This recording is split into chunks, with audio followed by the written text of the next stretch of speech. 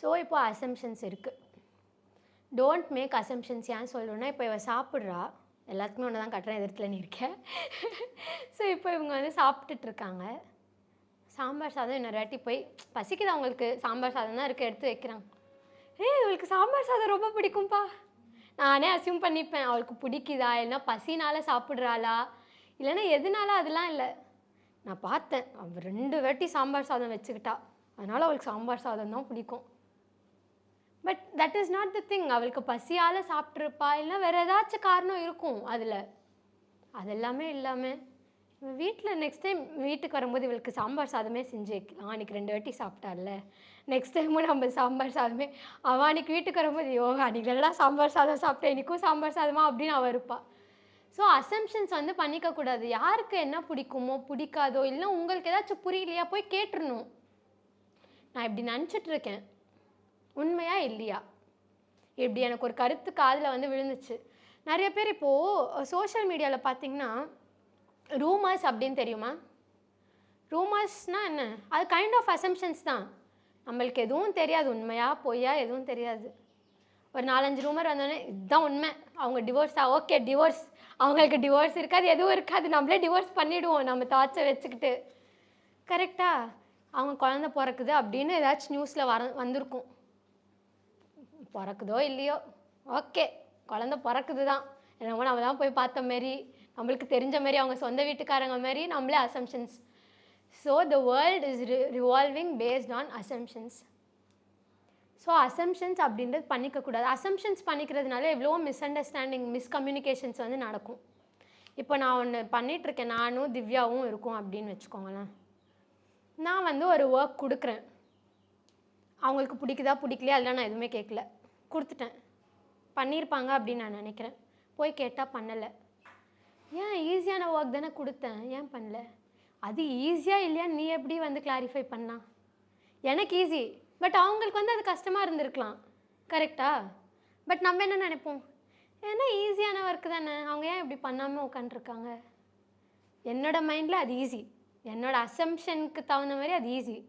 But அவங்களுக்கு அது புதுசாக இருக்கலாம், அவங்களுக்கு அது ஈஸி கிடையாது. அவங்க இப்போ தான் கற்றுக்கிட்டு பண்ணணும் அந்த ஒர்க்கை. ஸோ எந்த மாதிரி ஒரு அசம்ஷன்ஸ் நம்ம பண்ணக்கூடாது. எதுவாக இருந்தாலும் கிளியர் கட்டாக கேட்டுருங்க, இதுவா என்னன்னு. நான் நிறைய பேரை பார்ப்பேன், இப்போது ரோட்லலாம் போகும்போது டைரெக்ஷன்ஸ் தெரியாது அவங்களுக்கு.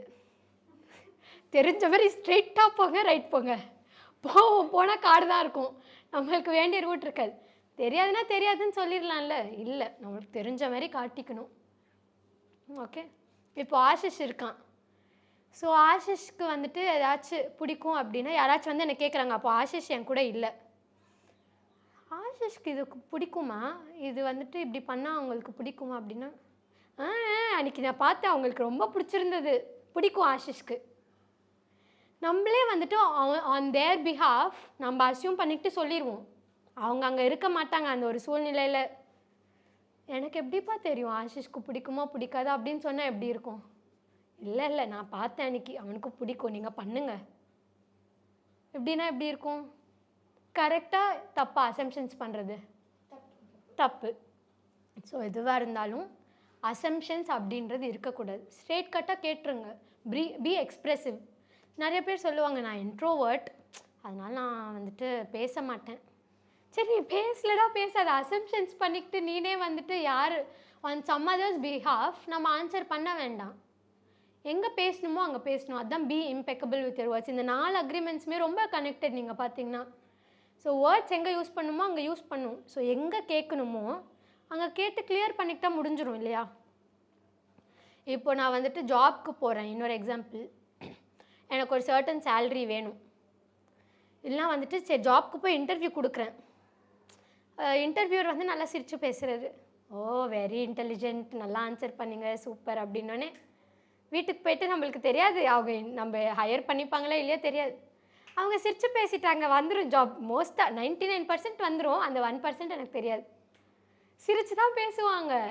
அது நம்ம அசம்ஷனாக எடுத்துக்கிட்டு நம்ம எப்படி வந்து சொல்லலாம் ஜாப் வந்துடும் அப்படின்னு?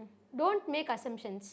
அது வர வரைக்கும் நம்மளுக்கு தெரியாது, வந்தக்கப்புறமா தான் அந்த ஒரு கன்ஃபர்மேஷன். ஸோ அதேமாதிரி யார்கிட்ட கேட்டக்கப்புறமா தான் அது கன்ஃபர்மேஷன் பேசிஸ் தான் நம்ம லைஃப் லீட் பண்ணணுமே தவிர்த்து அசம்ஷன் பேசிஸில் லைஃப் லீட் பண்ணக்கூடாது. எதுவாக இருந்தாலும் கேட்டு தெரிஞ்சுக்கணும். அதேமாரி இப்போ நம்ம கேட்குறோம், ஆனால் மற்றவங்களுக்கு எக்ஸ்ப்ரெஸ் பண்ண அந்த கேப் கொடுக்கலன்னா அவங்க சொல்ல மாட்டாங்க. சொல்லலைன்னா அகெயின் நம்ம அந்த அசம்ஷன் லூப்கே போயிடுவோம். என்னடா இவங்க எதுவுமே சொல்ல மாட்டாங்க, சரி நம்மளே ஒன்று அசியூம் பண்ணிப்போம் விடு. உங்களுக்கு நான் உன்னை கேட்குறேன், உனக்கு பிடிக்குமா பிடிக்காதா? இப்போது உனக்கு என்ன சாக்லேட் பிடிக்கும்? சரி 5 ஸ்டார். இப்போ நான் கேட்குறேன், உனக்கு 5 ஸ்டார் பிடிக்குமா பிடிக்காதா? நீ யோசிச்சுக்கிட்டே இருக்க. பிடிக்கும்னு சொன்னால் நிறைய வாங்கி கொடுப்பாங்க, பிடிக்காதுன்னு சொன்னால் சுத்தமாக வாங்கி கொடுக்காம போயிடுவாங்களோ அப்படின்ட்டு நீ யோசிச்சுக்கிட்டே இருக்க. நீ யோசிச்சு எனக்கு காண்டாவுது, என்னடா இவ யோசிக்கிறா, சொல்லவே மாட்டேன். சரி உனக்கு பிடிக்கும் தான், இரு நான் வாங்கிட்டு வரேன் அப்படி சொன்னால், ஆனால் உனக்கு 5 ஸ்டார் வந்து பிடிக்கும் பிடிக்காத மாதிரியும் இருக்கும். ஸோ நான் அசியூம் பண்ணிக்கக்கூடாது. உனக்கு எதுவாக இருந்தாலும் நான் கேட்டுட்டு கன்ஃபார்ம் பண்ணிட்டு அது வாங்கி கொடுக்குறது பெஸ்ட்டு. கரெக்டாக? இப்போது நான் பாட்டுக்கு 5 ஸ்டார் வாங்கி கொடுக்குறேன், இல்லை எனக்கு பர்க்கு தான் பிடிக்கும் அப்படின்னா வேஸ்ட். ஸோ அசம்ஷன்ஸ் அப்படின்றது நம்ம பண்ணாமல் ஸ்ட்ரெயிட் கட்டாக கேட்டுட்டு எதுவாக இருந்தாலும் கிளியராக வந்து நம்ம கேட்டு போனால் நம்ம வாழ்க்கை வந்து ஹாப்பியாக ஈஸியாக இருக்கும். அண்ட் தேவையில்லாத ஓவர் திங்கிங், எல்லா ஒரு ஃபேஸ்லேயும் ஓவர் திங்கிங் அப்படின்றது வரும். அதேமாதிரி அசம்ஷன்ஸ்ன்ற கேஸில் கூட ஓவர் திங்கிங் அப்படின்றது இருக்கும்.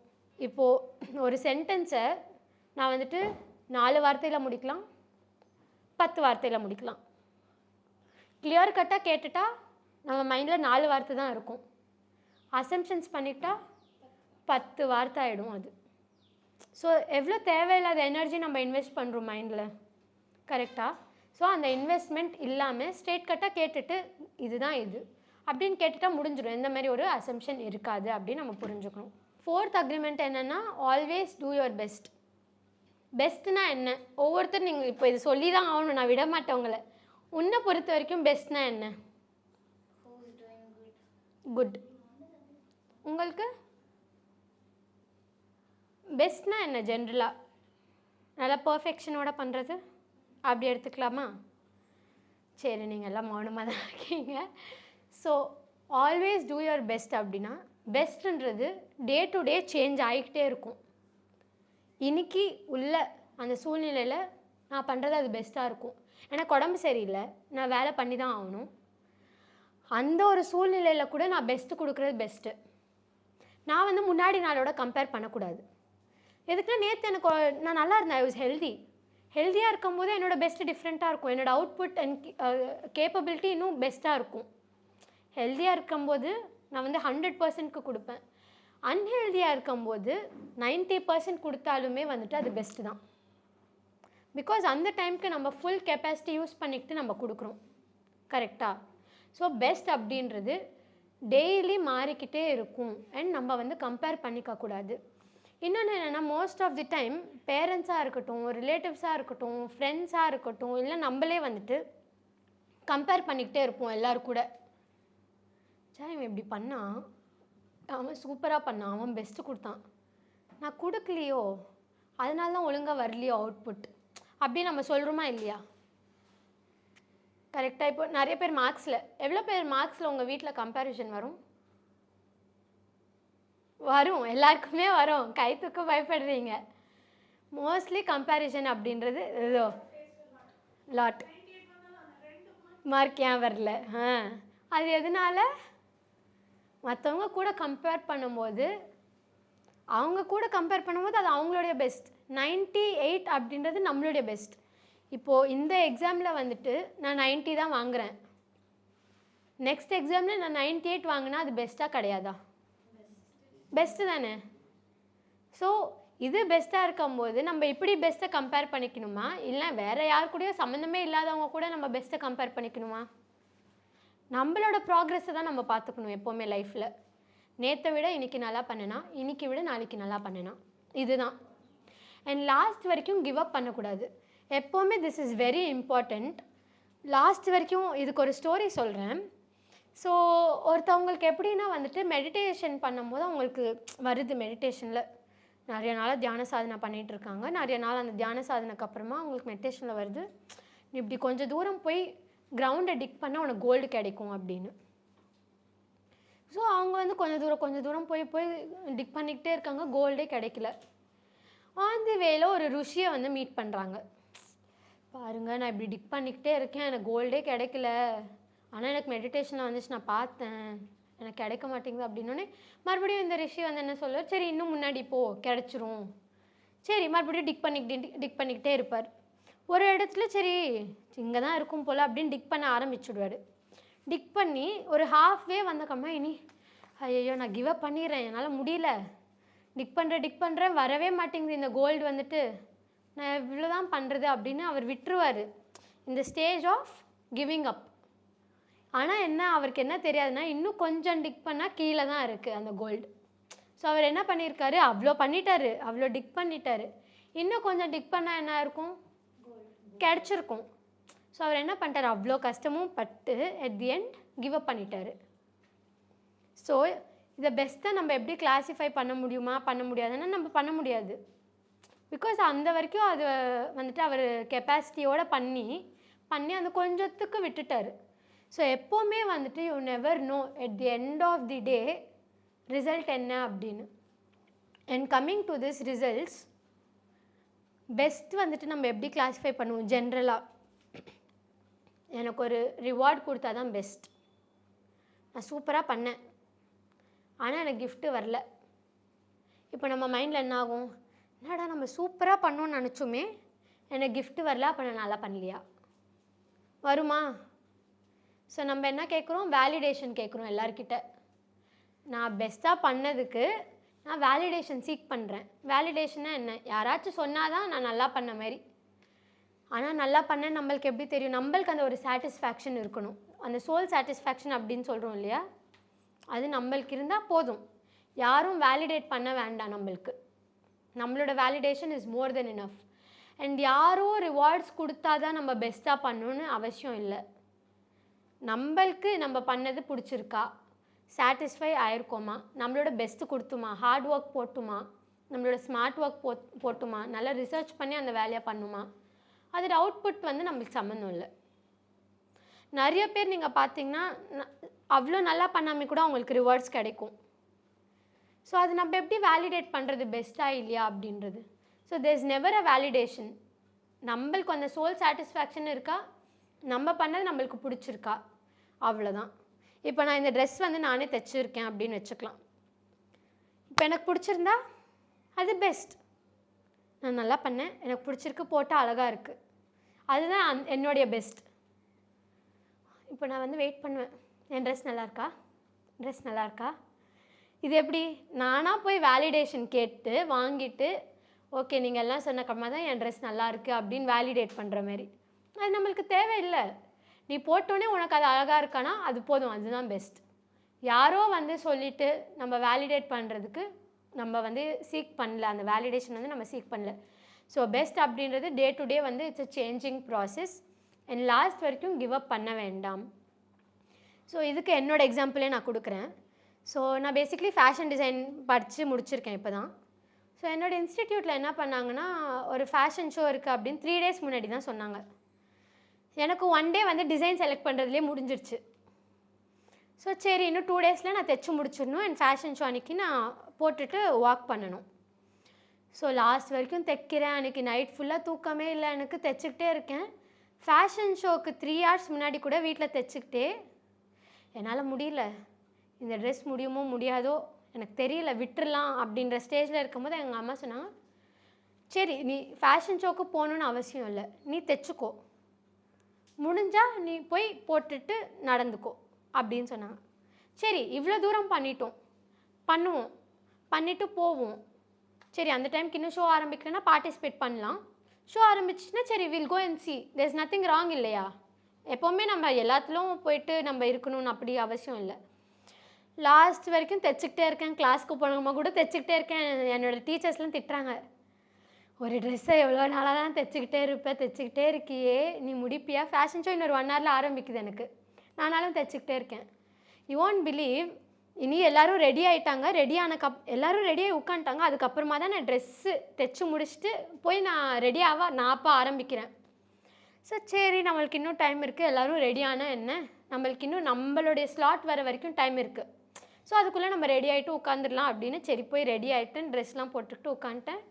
And you won't believe fashion ஷோவில் போனேன், நடந்தேன், எனக்கு ஃபர்ஸ்ட் ப்ரைஸ் வந்துச்சு. ஸோ நம்ம வந்து நான் அப்போதைக்கு என்ன நினச்சிட்டு இருந்தேன், கிவ் அப் பண்ணுற ஸ்டேஜில் இருந்தேன். எல்லோரும் ரெடி ஆகிட்டாங்க, நான் ரெடி ஆகலை, நான் ஃபேஷன் ஷோலேயே கலந்துக்க வேணாம் அப்படின்ற ஒரு மைண்ட் செட்டில் இருந்தேன் அப்போது வரைக்கும். பட் என்ன ஆச்சு, லாஸ்ட் வரைக்கும் I did not give up and நான் போட்டுட்டேன். அண்ட் நடந்தேன், எனக்கு ஃபர்ஸ்ட் ப்ரைஸ் வந்துச்சு. ஸோ எனக்கு அதுக்கு முன்னாடி வரைக்கும் எவ்வளோ தான் நம்மளுக்கு சொன்னாலும் நம்மளுக்குன்ட்டு ஒரு எக்ஸ்பீரியன்ஸ் வந்தக்கப்புறமா தானே டோன்ட் கிவ் அப் அப்படின்னு நம்ம ஸ்டேபிளாக நிற்போம். ஸோ அந்த எக்ஸ்பீரியன்ஸ்லேருந்து இன்னும் ஸ்ட்ராங்காக நான் கிவ் அப்பே பண்ண மாட்டேன். அந்த லாஸ்ட் மினிட் வரைக்குமே ட்ரை பண்ணுவேன். நடக்குதோ இல்லையோ இட்ஸ் அனதர் திங், அந்த ரிசல்ட்டை வந்து நம்ம பார்க்க தேவையில்லை. பட் அந்த லாஸ்ட்டு வரைக்கும் நம்மளுடைய 100% நம்ம கொடுக்கும்போது ஆட்டோமேட்டிக்காக universe will help us and that is the best. கரெக்டாக? ஸோ நம்ம பெஸ்ட் வந்துட்டு யார் கூட கம்பேர் பண்ண வேண்டாம். நம்ம எப்போவுமே டெய்லி எவால்வ் ஆகிட்டே இருக்கிறது தான் நம்மளுடைய பெஸ்ட். அண்ட் நெவர் சீக் வேலிடேஷனே பார்க்காதீங்க. ஓகே, ஸோ இதுதான் இந்த 4 அக்ரிமெண்ட்ஸ். ஸோ ஒரு வாட்டி நம்ம கோ த்ரூ பண்ணிக்கலாமா இந்த 4 அக்ரிமெண்ட்ஸை? ஸோ ஃபர்ஸ்ட் ஒன் என்ன? Impeccable with your words. ஓகேவா? ஸோ எப்போவுமே பாசிட்டிவாக பேசணும், என்கரேஜிங்காக பேசணும். நமக்கு நம்ம செல்ஃப் டாக் பண்ணும்போதும் பாசிட்டிவாக தான் இருக்கணும். எங்கே வேர்ட்ஸ் தேவையோ அது மட்டும்தான் நம்ம பேசணும். சும்மா பேசணுமே அப்படின்னு பேசக்கூடாது. நோ காசிப்பிங், nothing. Okay. Second agreement, don't take anything personally. கமெண்ட்ஸாக இருக்கட்டும், ஒப்பீனியன்ஸாக இருக்கட்டும், இல்லை அவங்க தாட்ஸ் அண்ட் ஃபீலிங்ஸ் நம்ம மேலே இருக்கட்டும், எதுவாக இருந்தாலும் அவங்களோட ஆக்ஷன்ஸாக இருக்கட்டும், நம்மளுக்கு பர்சனலாக எடுத்துக்க வேண்டிய அவசியம் இல்லை. நம்மளுக்கு தேவைன்னா எடுத்துக்கலாம், தேவையில்லைன்னா அந்த பவுண்ட்ரியோட ஸ்டாப் பண்ணிட்டு விட்டுடலாம். எப்போ நம்ம பர்சனலாக எடுத்துக்கிறோமோ அப்போ தான் நம்ம மைண்ட் வந்து எஃபெக்ட் ஆகுது. கரெக்டாக? ஸோ அதனால் டோன்ட் டேக் எனிதிங் பர்சனலி. ஜென்ரலாக சொல்கிறாங்களா கேட்டுக்கோங்க, விட்டுருங்க. நம்மளுக்கு தான் சொல்கிறாங்களோ அப்படின்னு நீங்களே வந்துட்டு ஃபிக்ஸ் ஆகிடாதீங்க மைண்டில். So don't take anything personally. Third one, don't make assumptions. இருக்குமோ, இந்த இருக்குமோ அப்படின்ற நம்ம எடுத்துடணும். இருக்கா இல்லையா அவ்வளோதான். இருக்குமோ, பிடிக்குமோ, ஒரு வேளை இப்படி இருக்கலாமே, இதெல்லாம் தேவையில்லை. இருக்கா இல்லையா அவ்வளோதான். கிளியர் கட் ஆன்சர்ஸ் நம்மளுக்கு வேணும். எந்த அசம்ஷன் நம்மளுக்கு தேவையில்லை. ஒருவேளை உங்களுக்கு டவுட்டாக இருக்க போய் கேட்டுருங்க. அந்த ஒரு செகண்ட்க்கு அவங்க என்ன நினச்சா என்ன, நம்ம மைண்டு கிளியர் ஆகிடும் இல்லையா? அதனால் don't make assumptions. Fourth one, always do your best. So இந்த பெஸ்ட்டுன்றது யார்கிட்ட வேலிடேஷன் தேவையில்லை, நம்மளுக்கு மற்றவங்க கூட கம்பேரே பண்ணிக்க தேவையில்லை. இன்றைக்கி இந்த ஃபுல் டேவை நான் என்னோடய பெஸ்ட் பொட்டென்ஷியலுக்கு யூஸ் பண்ணிக்கிட்டேனா இல்லையா, இதுதான் முக்கியம். யாரும் வேலிடேட் பண்ணணும்னு அவசியம் இல்லை. யாரும் ஏதாச்சும் பரிசு கொடுத்தா தான் நம்ம வந்து பெஸ்ட் பண்ண மாதிரி அர்த்தம் கிடையாது. நம்ம வந்து நம்ம ப்ரிப்ரேஷன் ஸ்ட்ராங்காக இருக்கணும், ஹார்ட் ஒர்க்காக இருக்கணும், எண்ட் வரைக்கும் நம்ம கிவ் அப் பண்ணாமல் இருக்கணும். இதுதான் பெஸ்ட். பெஸ்ட்டுக்குன்ட்டு ஒரு செப்பரேட் டெஃபினிஷன் ஒன்றுமே கிடையாது. ஓகேவா? ஸோ இது எல்லாமே இந்த 4 அக்ரிமெண்ட்ஸ் நம்ம எப்போவுமே வந்து ஃபாலோ பண்ணலாமா? இது எல்லாமே ஃபாலோ பண்ணால் நமக்குள்ளே அந்த பேகேஜ், கார்பேஜ், எமோஷ்னல் பேகேஜ் இது எதுவுமே க்ரியேட் ஆகாமல் லைஃப் வந்து சிம்பிளிஃபை ஆகும். இந்த 4 அக்ரிமெண்ட்ஸ்னால லைஃப் சிம்பிளிஃபை ஆகுமா ஆகாதா? டெஃபினெட்லி ஆகும் இல்லையா? எப்போ நம்ம வந்துட்டு ஈஸியாக, ஸோ இந்த 4 அக்ரிமெண்ட்ஸ் வந்து நம்ம ஃபாலோ பண்ணுறப்போ நம்ம லைஃப் எவ்வளவோ சிம்பிளாக அண்ட் ஈஸியாக ஆகும். அண்ட் தேவையில்லாத இந்த மிஸ்கம்யூனிகேஷன் ஆர் மிஸ்கைடன்ஸ் இல்லை நெகட்டிவ் தாட்ஸ் இது எதுவுமே இல்லாமல் இருக்கும். ஸோ நம்மளுக்கு ஓகே. ஸோ வந்துட்டு இதுதான் இன்றைக்கி செஷன் 4 அக்ரிமெண்ட்ஸ். அக்ரிமெண்ட்ஸ்ன்றது இந்த 4 அக்ரிமெண்ட்ஸ் நம்மக்குள்ளே நம்ம பண்ணுறது, நம்ம மைண்ட் கூட அண்ட் நம்ம வந்துட்டு பண்ணுறது. எப்போவுமே அக்ரிமெண்ட்ஸ் வந்துட்டு வெளியவங்க கூட பண்ணுறது தான் அக்ரிமெண்ட். இன்றைக்கி நீ சாக்லேட் வாங்கி கொடுக்க, சரி நான் நாளைக்கு மில்க் ஷேக் வாங்கி கொடுக்குறேன், இது அக்ரிமெண்ட் கிடையாது. நம்மக்குள்ளே நம்மளோட லைஃப் சேஞ்சிங்காக என்ன அக்ரிமெண்ட் பண்ணுறோமோ அதுதான் முக்கியம்.